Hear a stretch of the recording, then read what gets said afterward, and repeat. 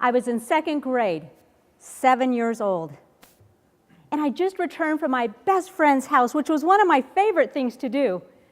But this day, I was upset. When my mom asked me, "What's going on?" I said, "Jody called me a Mexican."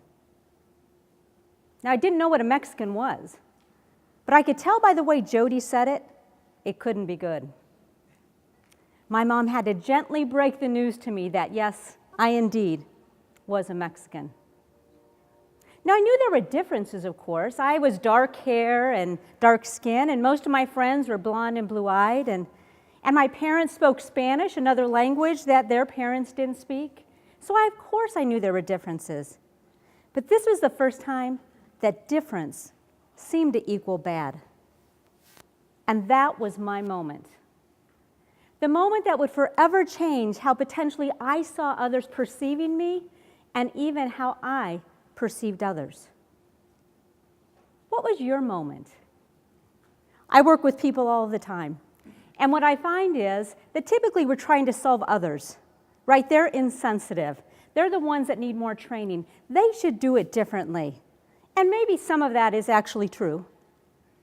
But for me, unless I solve who I am, then I'm going to have difficulty trying to help others around me, trying to help them make a difference. I can't focus on them. I need to focus on me. So what do I focus on? What are my biases? How do I interact with people differently because of how I think of things? What are my insecurities? And the words that I hear, all of those words, how do they feed into my insecurities, and what do I allow them to do for me?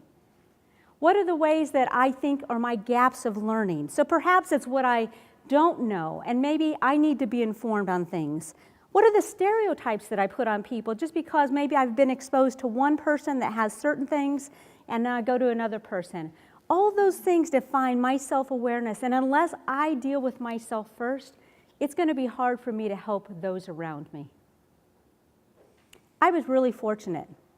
Even at that young age, I had a mom who sat me down and who talked to me about how I would react to things that would come my way, like this. What she knew that I didn't is that was one of many moments to come. I would have a lifetime of moments, a lifetime where things were said or done to me or told about me that I would have to learn how to deal with. It's pretty incredible about that too, because this was a woman who was extremely poor growing up. She was a field laborer in a community that didn't accept that. She was shunned and faced prejudice that I will never, ever have to experience. And for her to say, "You have a choice how you're going to respond here." She had every right in her life to be able to respond differently. And she taught me I could choose. So I do choose. I choose not to react to uninformed comments. Instead, I choose to educate people.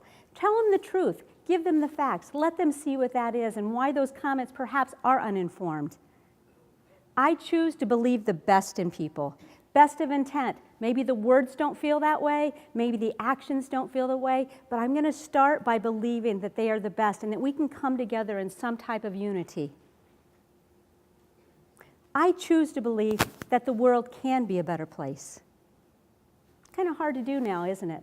When you hear all the things around us, but I choose to believe if we come together that we really can make a difference. My daughter's a sophomore in college this year, and before her freshman year, I took her and a friend out to eat, and we talked about a lot of things, what she had ahead of her, the people she was going to meet, the experience that she was going to have, all the things that were going to frame what she was going to be in college, which is such an incredible time in someone's life. And at the end of the meal, I told them, "Ladies, I have one request for you. Go out and make this world a better place." A couple of months ago, she called me, and she said, "Mom, I decided to start giving. I found an organization that I really like, and I'm just going to give a monthly amount." Now, the truth is, that money's coming from my account. But I don't care, because she found a way to make a difference.